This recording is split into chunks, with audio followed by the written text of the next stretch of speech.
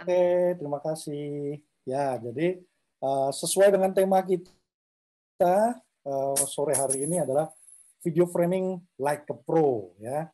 Jadi silakan yang bawa smartphone, mungkin juga nanti ada sedikit tips sih bagaimana memperlakukan smartphone supaya bisa menghasilkan video yang cukup baik.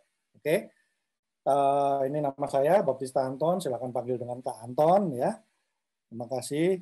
Nah, saya akan mulai dulu dengan bicara soal yang namanya teknologi sinematografi. Sinematografi itu apa sih sebetulnya? Jadi sinematografi itu Sobat Pintar adalah salah satu bagian, salah satu bidang dalam sebuah produksi video atau film yang berkaitan dengan segala aspek visual. Ya, itu disebut sinematografi. Jadi kalau nonton film nih, misalnya kalau kita Sobat Pintar nonton film, nah bagian sinematografi itu bagian yang ngurusin kamera ya. Jadi shotnya seperti apa, ya kan, ngambil gambarnya bagaimana, nanti pencahayaannya bagaimana. Nah itu adalah secara garis besar itu adalah dari yang disebut dengan ranahnya sinematografi. Jadi tugasnya seorang sinematografer itu kalau ada sutradara atau director, tugasnya adalah apa ya? Memvisualkan gagasan-gagasan yang ada di gagasan dan ide yang ada di benak sutradara, ya, atau yang tertuang di dalam skrip atau skenario, ya. Jadi itu tugasnya. Jadi kemampuan untuk memahami bentuk-bentuk visual itu diperlukan oleh seorang sinematografer. Ya. Nah, perkembangan teknologi dalam dunia film ya, video, khususnya sinematografi itu begitu pesat. Jadi membuat film itu sekarang menjadi lebih memungkinkan ya dibandingkan dahulu. Kalau kita bicara teknologinya, ya. Kalau dahulu kita harus menggunakan kamera film yang mahal, ya. Nah sekarang dengan digitalisasi dapat menggunakan kamera digital yang relatif jauh lebih murah untuk memproduksi sebuah film atau video, ya. Oke, ini kita akan lihat nih. Nah ini kalau zaman dulu nih sedikit sejarah nih, zaman dulu nih yang seperti ini nih. Ya, filmnya ya harus menggunakan siluloid, filmnya masih analog, bentuknya seperti ini, berat ya. Ini jadul banget ya. Zaman sekarang juga masih ada yang menggunakan film dengan alasan untuk mendapatkan kualitas yang lebih baik. Tapi sejauh ini yang saya tahu itu mahal banget ya. Jadi kalau satu cam ini untuk durasi nge-shoot sekitar 1,5 menit sampai 2,5 menit, kalau nggak salah satu cam ini harganya 600.000 ya. Jadi bayangkan kalau misalnya filmnya itu 1 jam udah habis berapa puluh juta, bahkan mungkin berapa ratus juta.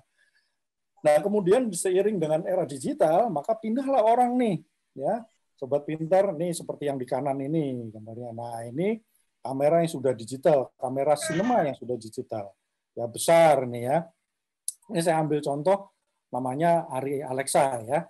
Nah, Arri Alexa ini sekarang kalau di Jakarta ini kalau sewa ini satu hari sekitar 9,5 sampai 10 juta. Masih mahal kalau menggunakan ini. Karena ini biasanya untuk produksi layar lebar, iklan dan lain sebagainya. Nah, kemudian teknologi kemudian menangkap ini ya, mulai dengan adanya kamera DSLR. Ya, kamera DSLR dan kamera mirrorless. Nah, itu mulai jauh lebih murah nih ya. Ini meskipun masih agak mahal nih puluhan juta, tapi ya lumayan lah. Jadi bisa aja misalnya saling pinjem ya kalau punya hobi, saling pinjem, lu punya dong, gue pinjem yuk kita bikin bareng-bareng. Jadi mungkin bisa bareng-bareng dengan satu kamera ya. Ini yang saya ambil adalah yang di kiri ini adalah kamera DSLR. Nah sekarang yang mulai lagi tren nih, anak-anak muda nih kamera mirrorless ya, kamera mirrorless.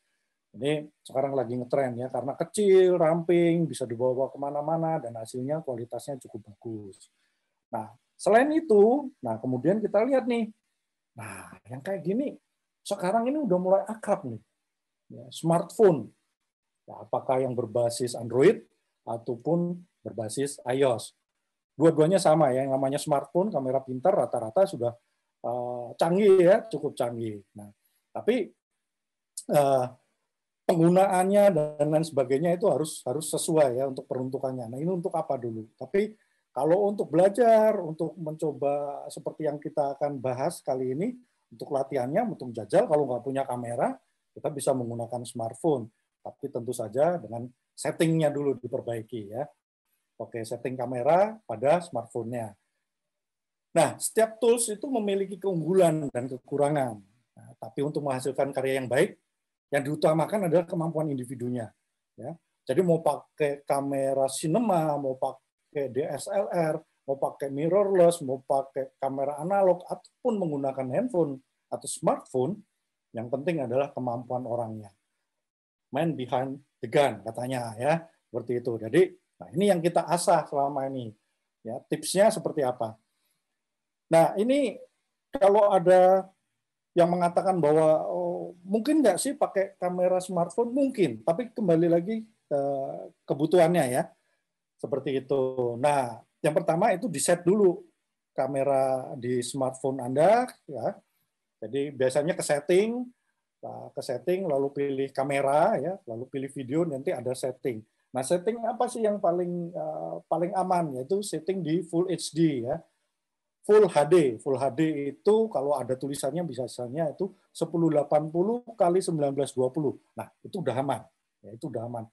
Ah, Kak, aku handphonenya belum sampai segitu. Jadi aku setting di mana? Nah, silakan bisa disetting di 720 kali 1080. Itu juga aman, ya. Lalu di situ ada FPS itu apa sih, Kak? Gitu ya. FPS kalau di dalam handphone itu frame per second.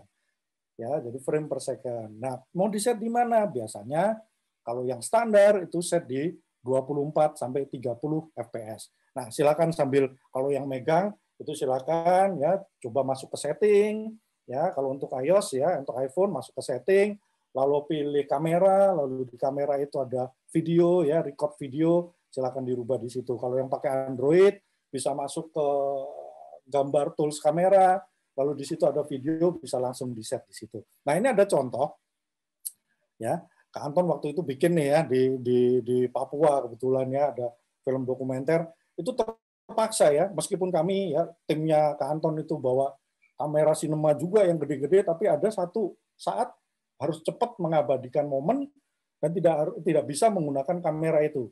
Jadi ada menggunakan kamera iPhone Plus ya. Ini coba, ini contohnya nih. Ya, jadi itu kebetulan adanya di tengah hutan ya, jadi di tengah hutan. Lalu ini dari ngobrol, lalu tiba-tiba bapak ini namanya Agus Adumi mau menunjukkan nih, kalau orang berburu seperti apa, pakai panahnya orang Papua asli seperti apa. Nah, ini dibikin, lalu kita shoot ini menggunakan iPhone 7 Plus, lalu kemudian FPS-nya di 120, jadi kemudian bisa di slow motion supaya menunjukkan detail segala macam ya. Nah, kemudian kita Kanton juga ada contoh lain lagi nih. Ini sama nih ya. Nah, ini gabungan ini ada menggunakan 7 Plus juga 6 Plus ya. Oke, jadi itu contohnya ya. Jadi kembali lagi tergantung dengan kebutuhan ya. Ketika diputar waktu itu diputar di Cinemax ya, di layar lebar, kita lihat nih ya. Ya memang ada bedanya ternyata gitu ya, tapi setidaknya menggunakan HP ini tetap masih bisa dinikmati ya, seperti yang Sobat Pintar lihat semua. Nah, itu kan kalau di layar lebar. Mungkin kalau untuk layar kecil, misalnya untuk YouTube dan lain sebagainya, menggunakan HP masih bisa ditolerir dan hasilnya juga masih bisa bagus. Nah, sesuai dengan tema kita akan bahas framing ya, framing. Nah, pertanyaannya apa itu framing? Nah, dalam sinematografi, framing adalah memposisikan kamera ya berdasarkan adegan yang akan diambil. Jadi kameranya mau di mana, mau di atas, di bawah, di tengah. Nah, nanti ada beberapa macam ya. Nah, ada dibagi. Yang pertama adalah berdasarkan besar kecilnya subjek atau objek ya. Ya. Ada banyak cara untuk melakukan framing ya pada subjek di kamera. Mulai dari framing yang menunjukkan keseluruhan badan hingga aja menampilkan mata saja. Jadi berdasarkan subject size atau ukuran subjek pada kamera, secara garis besar dapat digolongkan menjadi 3. Yang pertama adalah long, ya, atau wide, ya, medium, atau close, atau zoom. Ya. Jadi ada 3 ini intinya sebenarnya ya. Ada wide, medium, dan close. Nah, masing-masing memiliki keunggulan dan kelemahan masing-masing. Ya. Ada fungsinya masing-masing. Nah, itu yang kita harus tahu. Ya. Jadi kalau istilah ini mungkin bukan istilah yang baru ya. Bikin dong close up. Shotnya yang close up. Extreme close up. Tapi nanti dulu. Kenapa kita harus close up ya? Kenapa harus long shot misalnya atau extreme wide shotnya? Yang pertama kita bahas adalah ini ya. Ada 3 ini ya. Long shot, ya, close shot, dan medium shot. Ya. Kalau yang long shot atau wide shot menampilkan subjek dari kejauhan untuk memberikan penekanan pada tempat dan lokasi. Sekali lagi, untuk memberikan penekanan pada tempat dan lokasi. Close shot menampilkan detail dari subjek. Jadi kalau subjeknya adalah manusia, maka tujuannya adalah untuk menunjukkan emosi atau menunjukkan detail, misalnya kalau misalnya kita extreme close up mata, gitu. Mata ini sedang sedih gitu ya, ceritanya sedang menangis. Nah, ini akan menunjukkan detailnya seperti itu. Lalu medium shot merupakan di antara keduanya dengan menekankan pada subjek, tapi tetap menunjukkan hubungannya dengan situasi sekitarnya. Dari 3 jenis shot utama tadi dibagi lagi dengan beberapa istilah. Ya.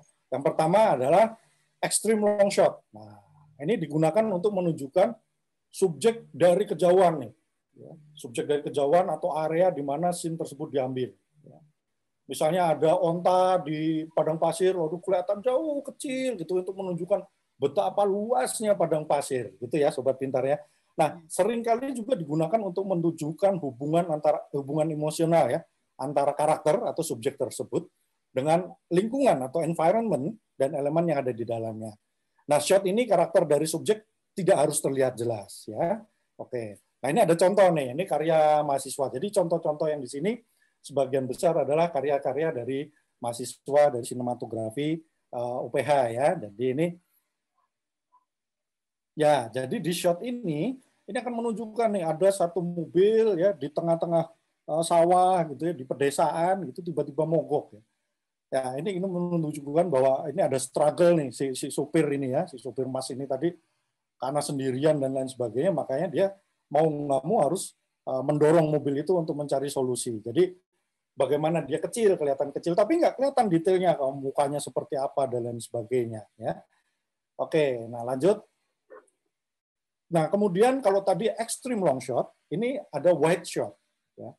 Ada long shot saja. Biasanya, oh iya, ini singkatan-singkatan ini adalah bahasa yang sangat universal ya, baik mau di luar negeri juga ketika menuliskan LS gitu, orang pasti udah tahu ini maksudnya long shot. Ketika WS itu wide shot, mungkin tahu ya. Nah, subjek ini dapat diidentifikasi atau dikenali ya, karena tampil lebih besar. Subjek yang ditampilkan mulai dari ujung kepala ya, hingga ujung kaki, jadi kelihatan semua. Meskipun tetap tujuan utamanya masih menunjukkan ada hubungan, ada relasi antara subjek sama lingkungannya, sama environment-nya. Ya, supaya lebih gampang, ini dia ada contohnya ya. Oke. Nah, ini kalau Kanton ulang ya. Jadi ini sebenarnya masih masuk ke extreme wide shot ya. Ini nggak kelihatan ya. Jadi ini ada anak kecil ya, ada di sini di tengah-tengah sungai gitu. Dia harus mendayung untuk transportasi. Lalu kemudian di sini, nah di sini wide shot ya, udah kelihatan. Nah di sini kenapa sih mau ditunjukkan? Nah, ini ada tujuannya. Ini tujuannya adalah menunjukkan bagaimana anak ini di tengah alam yang begitu luas ya. Anak ini usianya sekitar 7 tahun ya, 6 tahun sampai 7 tahun, tapi dia sudah harus mendayung untuk pergi dari satu tempat ke tempat lain karena tidak ada jalan ya. Jadi alat transportasi yang paling mudah dari kampung ke kampung adalah menggunakan perahu ini. Ya. Jadi itu tujuannya. Jadi setiap shot itu, setiap komposisi, setiap framing itu kita harus sesuaikan dengan tujuan kita. Oke, kita lanjut lagi ya ke yang berikutnya. Nah, kemudian ada full shot atau biasa disingkat FS ya. Nah, karakter yang di sini itu biasanya lebih dekat ya, tetap dari kepala sampai ujung kaki ya. Tapi itu lebih dekat lagi. Ya, penekanannya cenderung lebih pada tindakan dan gerakan daripada keadaan emosi karakter.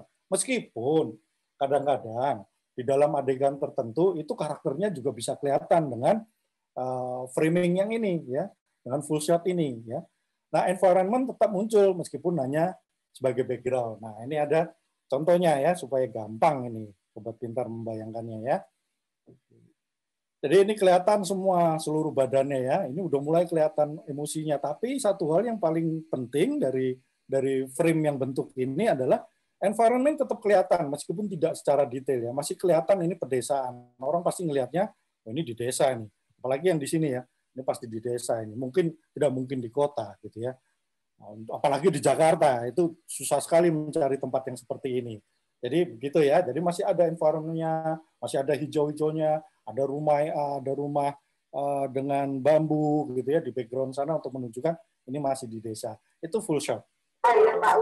Oke, selanjutnya adalah medium shot. Nah, ini mulai objeknya mulai makin gede lagi nih. Ya, mulai makin gede lagi. Jadi kameranya makin dekat lagi, ya, makin dekat lagi. Menunjukkan bagian dari subjek dengan lebih detail, ya. Jadi kalau diterapkan pada badan manusia, itu pengambilannya itu mulai dari pinggang ke atas, ya. Fokusnya mungkin pada karakter dan adegannya, meskipun masih menunjukkan beberapa bagian dari environment-nya atau lingkungannya. Nah, contoh ya, ini indoor nih kalau yang ini, ya, di dalam ruangan nih. Karena makin dekat medium shot, maka ekspresi dari para pemerannya, dari aktornya itu mulai kelihatan. Jadi kalau mau menunjukkan ekspresinya, meskipun ya tetap kelihatan, gesturnya juga masih tetap kelihatan ya. Coba kita ulang ya. Jadi ini kelihatan bahwa orang ini background-nya adalah begini. Bapak ini adalah ditinggal oleh istri dan anaknya ya. Artinya anak dan istrinya itu sudah meninggal gitu ya. Lalu dia sedang sedih, lalu mencoba menggantikan dia sewa artis untuk berpura-pura menjadi istri dan anaknya. Itu makanya tadi ada ayo dong bayar gitu ya. Bayarnya 4 juta ya seperti itu atau berapa tadi. Ini kita lihat ya. Jadi ekspresinya mulai kelihatan. Tapi environment-nya juga kelihatan nih, rumah dia seperti apa. Dua orang jadi 4 juta ya, Mas? Baru kali ini saya jadi istri, biasanya jadi pacar untuk sekali bantuan. Nah, itu tadi ya. Jadi meskipun ekspresinya kelihatan, tapi environment-nya kelihatan. Jadi ya lingkungannya kelihatan, background rumahnya kelihatan. Dengan background seperti itu, audiens juga bisa mengira-ngira ini. Oh, ini berarti kira-kira orang ini penghasilannya berapa ya, gitu ya. Nah, itu tujuannya dengan medium shot ya. Jadi tetap kelihatan. Oke, kita lanjut. Nah, ini makin dekat lagi, medium close up. Kalau tadi dari pinggang ya. Nah, sekarang ini adanya antara medium shot dan close up ya, framing daripada dada atau bahu ke atas. Jadi fokusnya pada ekspresi dari subjek. Ini contohnya ya. Ini juga masih karya mahasiswa. Kalau ngelihat gini, ekspresinya makin kelihatan. Ya. Tetapi environment-nya kelihatan, tapi benar-benar hanya sebagai background. Jadi, kalau tidak menonton film ini secara keseluruhan, hanya melihat scene ini, adegan ini, pasti kita nggak tahu, ini kira-kira di mana ya. Gitu ya. Ini kira-kira di mana? Apakah di meja makan, atau di kos, di tempat ruang tamunya kos, living room-nya kos-kosan, atau misalnya ini di kafe. Gitu ya. Kalau kafe seperti apa. Tapi, tujuannya adalah medium close up adalah lebih kepada menunjukkan seperti ini ekspresi dari si pemeran ini ya, si Abigail ini, lalu ke Keisha juga seperti itu ya. Oke, mudah-mudahan ini bisa menggambarkan ya, cukup bisa dibayangkan. Oke, lanjut kemudian nah close up nih, makin seru nih. Framing ini biasanya didominasi oleh bagian dari subjek ya. Jika manusia maka akan diisi oleh wajah misalnya. Atau bisa aja close up, apakah memang harus wajah close up itu? Tidak. Ya, bisa saja tangan misalnya. Kalau mau menunjukkan close up yang menunjukkan tangan yang sedang gelisah mungkin ya, nervous gitu, itu bisa juga dengan framing ukuran ini ya, close up ya. Nah, tujuannya untuk menampilkan emosi maupun reaksi dari karakter. Nih, ada contohnya lagi nih sobat pintar nih ya. Kelihatan semua nih wajah-wajahnya nih. Enggak mulai toh ngajal orang ngarang-ngarang lah tuh masih bekasan gitu nah ini ibu-ibu lagi gibah nih ibu-ibu yang doyan petan nyari kutu ini sedang gibah membicarakan ibu-ibu yang lain yang ada di kampung mereka. Jadi itu lagi gosip ya. Jadi kelihatan tuh mukanya tuh untuk menunjukkan muka-muka yang lagi gibah gitu ya. Jadi dia menggunakan close up. Oke. Nah, lalu kemudian adalah extreme close up. Extreme close up itu penekanan pada salah satu bagian dari subjek dengan menonjolkan detail. Bila pada wajah itu hanya menampilkan misalnya mata, ya, mata, hidung, ya, mulut dan sebagainya. Nah, kalau bukan wajah itu juga bisa ya extreme close up atau ECU ini atau ECU itu bisa juga menunjukkan misalnya orang lagi memasak, ya, memasak gitu ya. Nah, iklan-iklan juga banyak menggunakan ini. Kalau pernah melihat, oke, saya maaf ya, saya sebut merek ya misalnya iklan Indomie itu. Ya, iklan Indomie itu bisa menggunakan ekstrim close up ya. Jadi minyak kelihatan, enak banget ya. Ada telurnya, ada ayamnya gitu ya, asapnya ngepul. Nah, itu tujuannya untuk memperlihatkan detail ya, untuk menarik perhatian dari audiensnya. Loh, ini enak banget. Lalu iklan-iklan Pizza Hut ya, iklan Pizza Hut juga seperti itu. Ya. Jadi ini sambil ngabuburit nih ya, ngomongin makanan nih jadinya. Oke, ini contohnya ini deh, contohnya yang ini deh. Nah, kalau di sini extreme close up-nya untuk menunjukkan dia sedang ngapain sih, dia nulis-nulis di diary misalnya. Jadi ini di diary dia setiap hari itu membuat lambang atau tanda yang bentuknya love ya, cinta gitu ya. Tapi ya ini agak-agak film ini memang agak-agak surrealis ya. Seperti itu. Nah, ini ingin menunjukkan aja apa yang dilakukan oleh model ini, oleh aktor ini ya. Selain dari subject size, ya, ini subject size atau ukuran dari subjek atau objek. Ya. Tadi kita udah bahas ya, extreme long shot, extreme wide shot, ada close up, ada medium close up, ada medium shot, kemudian ada extreme close up. Kemudian ada yang namanya camera angle. Nah, itu masuk juga dalam framing. Jadi kamera angle itu apa? Adalah teknik pengambilan gambar dari sudut pandang tertentu untuk mengekspos adegan. Nah, sudut pengambilan gambar atau kamera angle ini merupakan sudut penempatan kamera sewaktu pengambilan gambar terhadap satu objek. Jadi kalau selama ini misalnya Sobat Pintar kamera angle-nya udahlah high level terus ya. Padahal sebetulnya itu ada beberapa kesan yang bisa diciptakan melalui teknik sudut pengambilan gambar ya. Jadi bisa misalnya nggak harus itu sejajar, tapi mungkin kapan ya kita akan menggunakan misalnya low angle, kapan menggunakan high angle atau high level gitu ya, atau kapan eye bird gitu ya. Nah ini kita contoh yang pertama ya. Misalnya bird eye view ya, bird eye view itu pandangan mata burung. Teknik ini adalah teknik pengambilan gambar yang dilakukan dengan posisi kamera berada lebih tinggi. Ya, lebih tinggi dalam arti kata yang ini adalah jauh lebih tinggi daripada objek atau subjek yang diambil. Ya. Nah hasilnya akan menunjukkan adanya lingkungan yang luas, ya. Ada lingkungan yang luas dan benda-benda lain yang tampak kecil, gitu ya.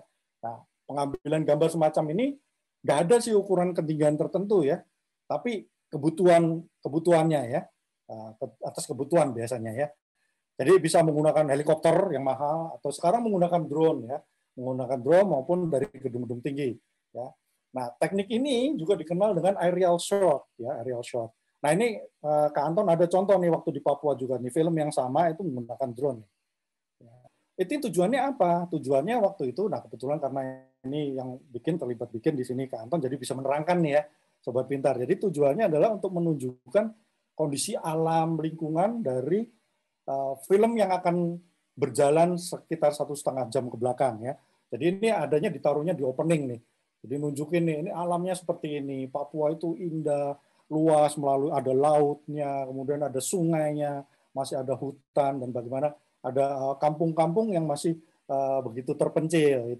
Nah itu tujuannya. Jadi Sobat Pintar juga bisa membayangkan nih, kalau punya konsep nih, kalau saya mau bikin film bagaimana ya? Nah pikirkan konsepnya, gitu ya. Setelah dipikirkan konsepnya, bagaimana cara ngambil gambarnya? Itu kalau kaitannya dengan framing dan sinematografi. Ya. Kemudian setelah bird eye, ya, setelah bird eye atau pandangan burung ke atas, ada lagi yang namanya high angle. Ya. High angle adalah sudut pengambilan gambar yang tepat di atas objek. Jadi yang tampak terekspos adalah dari bagian atas. Nah, posisi kamera lebih tinggi di atas mata objek yang akan diambil. Ya, seperti itu ya, tapi tidak se ekstrim tadi ya. Kalau tadi kan jauh tinggi areal ya, harus terbang ya. Kalau ini enggak ya, mungkin menggunakan tripod atau mungkin dengan manjat ya. Nah biasanya nih, kalau nggak punya tripod, nggak punya equipment yang ini, mesti kreatif kita. Udah manjat aja di kursi, manjat aja di meja ya. Tapi tentu saja hati-hati ya, jangan sampai kepleset, filmnya nggak jadi karena kalian jatuh, gitu ya. Jadi ini untuk menunjukin apa sih? Biasanya untuk menunjukin ya pendek, kecil, rendah, hina ya, kesepian, murung ya, kurang gairah dan lain-lain sebagainya ya. Nah, ini tergantung dari konsep ya filmnya. Ini ada contohnya. Nah, ini menggunakan tripod dan manjat meja ya. Jadi itu pakai meja, lalu yang di indoor tadi menggunakan kursi. Ya. Nah, kemudian ada normal angle atau eye level angle. Ini yang paling sering digunakan ya. Sudut pengambilan gambar yang menunjukkan posisi kamera sejajar dengan ketinggian mata objek yang diambil ya. Jadi hasilnya memperlihatkan pandangan mata seseorang. Teknik ini disebut dengan teknik yang netral karena tidak memiliki kesan dramatis ya, melainkan cukup wajar ya. Jadi teknik ini standar pengambilan gambar dalam ketinggian relatif sedang, kurang lebih sejajar dengan tinggi kameramen. Oke. Ini paling sering ya digunakan. Itu tadi contoh ya, mohon maaf contohnya pendek-pendek karena memang waktunya nggak panjang kita ya, sobat pintar ya. Oke, lalu kemudian, nah ini dia, ini menarik nih. Low angle atau frog angle. Nah, ini biasanya mengambilnya dari bawah objek, jadi lebih rendah dari objek. Nah, kesan yang ditimbulkan dari sudut pandang itu adalah keagungan, kekuasaan, kuat, dominan, dan dinamis. Ada sebuah cerita nih.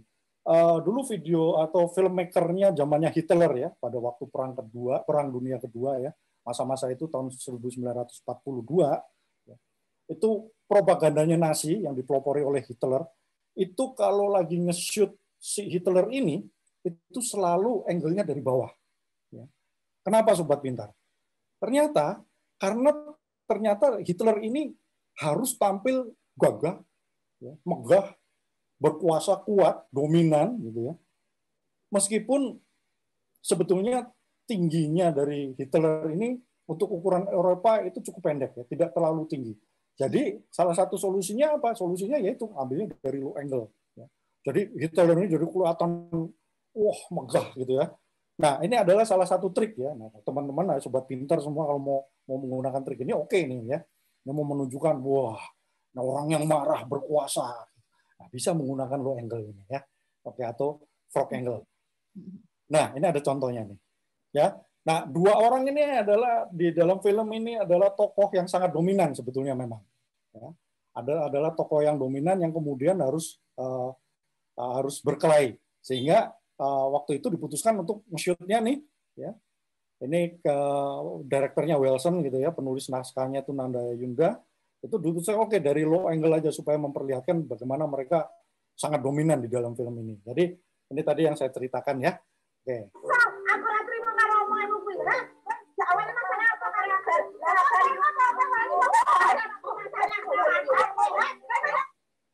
Oke. Nah, selain tadi udah ada object size, lalu kemudian ada object size dengan shot type, lalu kemudian ada kamera angle. Nah, ini ada lagi ya. Dengan movement. Nah, movement ini juga penting. Kenapa movement? Itu penting supaya penonton itu melihat gambar kita menjadi dinamis, jadi tidak monoton. Ya. Movement itu ada dua. Ya. Ada dua. Yang pertama adalah object movement atau subject movement, yaitu objek yang bergerak. Ya. Objek yang bergerak. Kalau ingat tadi yang extreme wide shot, yang pertama kali contohnya, yang Kak Anton tadi tunjukkan, yang ada mobil, ya, ada mobil kijang itu di tengah sawah, itu yang disebut dengan object movement. Ya. Mobil bergerak, burung terbang, dan sebagainya. Itu disebut dengan object movement. Ya. Nah, kemudian ada kamera movement. Nah, ini juga nggak kalah penting. Kamera movement itu pergerakan dalam framing yang dihasilkan dari pergerakan kamera. Nah, ini banyak nih ya. Ini agak banyak ya. Nah, ini akan menambah dinamis. Jadi orang nggak bosan. Tapi tentu saja kembali pada konsep film atau video yang sedang dibuat oleh Sobat Pintar ini ya. Jadi nanti kita bahas itu ya. Yang pertama adalah, nah ini dia nih. Ada pedal up, pedal down, ada dolly out, dolly in, ada pan right, pan left, ada tilt, ada crab, ada arc. Nah, ini ada contoh-contohnya. Oke. BTW Kak Anton, maaf Kak Anton, mau kasih ini waktu 3 menit lagi ya Kak Anton ya. Oh, 3 menit lagi? Waduh, aku masih ngebut ya. Oke, baik. Maafkan, ini keasikan ya ngomongnya, kepanjangan ya. Oke, kita langsung aja. Yang disebut ada panning, ya, adalah teknik menggerakkan kamera mendatar, horizontal, ada tilt, ya, ke atas atau ke bawah, ada dolly, itu maju atau mundur, ya. Lalu ada zoom, nah itu yang bergerak adalah lensanya, ada arc, adalah gerakan kamera memutar mengitari objek dari kiri ke kanan atau sebaliknya.